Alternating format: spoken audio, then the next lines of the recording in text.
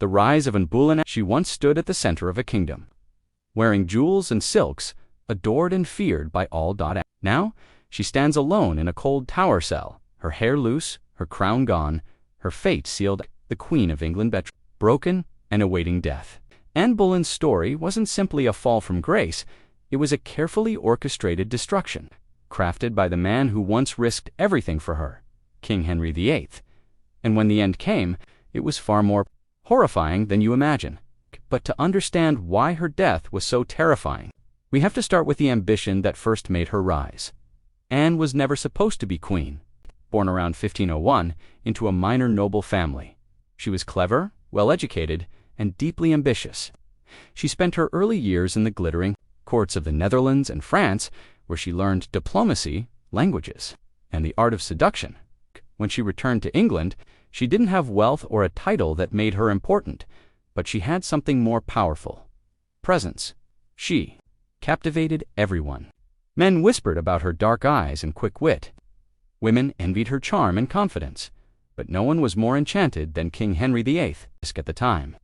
Henry was married to Queen Catherine of Aragon, but after years of marriage, Catherine had failed to give him a male heir. Henry's desire for a son, his obsession with Anne, sparked the most violent political and religious upheaval England had ever seen. He asked the Pope for a divorce. When the Pope refused, Henry broke with Rome. He made himself the supreme head of the Church of England, all for Anne. In 1533, he married her. She was crowned Queen of England, but fairy tales rarely last in royal courts. The fall begins. Anne's reign was built on instability. The people hated her. They called her a witch, a seductress, a whore who had bewitched the king. Her enemies whispered in corridors and watched her every move. And then her greatest failure: she gave birth to a daughter, not a son. That daughter, Elizabeth, would one day become one of England's greatest monarchs. But at the time, it was a devastating blow. Anne miscarried several times after that. Each failure pulled her further from the king's heart and pushed her closer to ruin. And then came Jane Seymour. Jane was everything. Anne wasn't quiet, mild, submissive.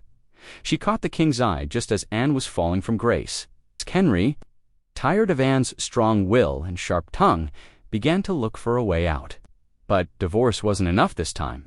The king wanted to be rid of her permanently. He didn't just want freedom, he wanted her destroyed. In April 1536, Anne was arrested. The charges: adultery, incest, treason. The evidence: thin, contrived. Some say completely fabricated. She was accused of sleeping with 5 men, including her own brother, George Boleyn. Anne denied everything. But in Tudor England, justice didn't matter. The outcome had already been decided. She was taken to the Tower of London, ironically, the same place where she had celebrated her coronation 3 years before. Now it was her prison, the Queen in the Tower, inside the tower. Anne's behavior stunned even her guards. She laughed, she prayed, she spoke kindly to her ladies. She said she believed she would be saved. But deep down, she knew the truth. The trial was a farce. The jury included her enemies. She was found guilty in just a few hours. Her punishment: death by burning or beheading. At the king's pleasure, Henry showed mercy, if you can call it that. He brought in a French swordsman famed for his precision and speed. It was considered a cleaner death than the axe, but it was still death. On the night before her execution, Anne didn't sleep. She paced, she prayed, she confessed. Not to any crime, but to her fear. She asked her ladies to help her practice kneeling, so she could die with dignity. She gave away her few possessions: a prayer book, a small cross, a ring. She forgave her accusers. She even forgave the king. Her only request: that her eyes be blindfolded so she wouldn't see the sword. So, as the sun rose on May 19, 1536, the final moments of Anne Boleyn's life began. The execution and aftermath was the morning of May 19, 1536. The sky was gray. A crowd had gathered at Tower Green: nobles, courtiers, commoners, all eager to witness the death of a queen. Anne stepped onto the scaffold wearing a plain gray gown, her dark hair tucked under a white linen cap. She looked calm, composed, but as she spoke her final words, her voice trembled. She said, "I die a good Christian woman. I am come hither to die, for according to the law, and by the law, I am judged to die. I pray God save the king and send him long to reign over you." She did not speak ill of Henry. Even in her final breath, she protected his name. Some say it was fear. Others say it was love. And then the moment came, she knelt, blindfolded. The French executioner stepped behind her. He hid the sword under a straw mat, then called for his assistant to distract her. As Anne turned her head toward the sound, the sword flashed. One stroke, no screams, just silence. Anne Boleyn's head fell to the ground, her lips still moving in silent prayer. Her body was stuffed into a wooden box meant for arrows and buried in an unmarked grave beneath the chapel floor. The woman for whom a king changed the religion of a nation was erased without ceremony. But Anne's death did not mark the end of her power. Her daughter, Elizabeth I, would grow up to rule England for 44 years. Anne was executed as a traitor, but history remembers her as something more: a queen, a reformer, a victim of ambition, power, and betrayal. And what's most horrifying isn't just how she died, it's how icily she was discarded by the man who once claimed to love her beyond reason. After the execution, a king in white, the sword fell. The queen was gone, but the silence that followed Anne Boleyn's execution was not peace. It was dread. The courtiers who had once bowed to her avoided the Tower gates. Her ladies wept. In silence, the air itself seemed heavier, as if England had just crossed a line it could never uncross. And Henry VIII. He didn't mourn. In fact, he celebrated the very next day. Henry wore white. White, the color of joy. Within 24 hours. He was betrothed to Jane Seymour, the quiet lady-in-waiting who had patiently waited in the shadows while Anne's world crumbled. 10 days later, he married her. To some, it looked like the swift end to a tragic love triangle, but to others, it looked like something much darker, as if Anne's death had been orchestrated. A clean removal.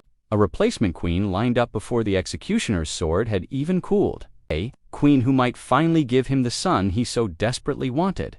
And if that's true, then Anne wasn't just a fallen queen, she was a sacrifice. The men who died with her, but Anne hadn't died alone.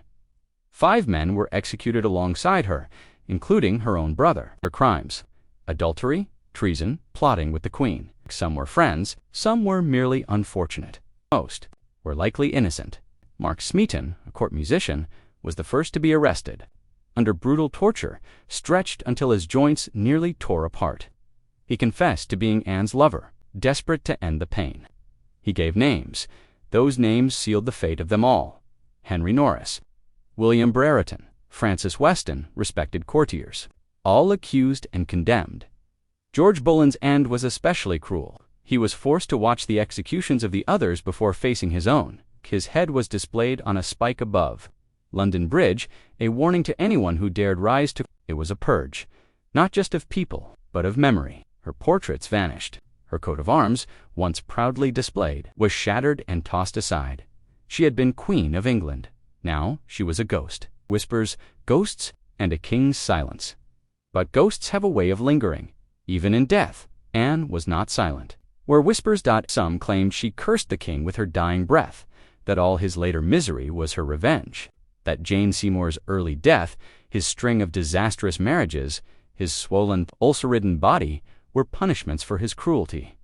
Others said she haunted the Tower of London, that on stormy nights her headless figure wandered the halls, in white, weeping for justice. But Henry, he never spoke of her again. He burned her letters, destroyed her portraits, buried every trace of the woman he had once risked a kingdom to possess. To the world, he moved on. But shadows don't vanish when you close your eyes, and deep down, perhaps not even the king could escape the ghost of the woman he destroyed. The legacy of a beheaded queen, and yet Anne Boleyn was not entirely erased, because she left behind a daughter, Elizabeth, a child born in disappointment, declared illegitimate, banished to the edges of court life. But she carried her mother's fire, sharp, poised, and brilliantly intelligent.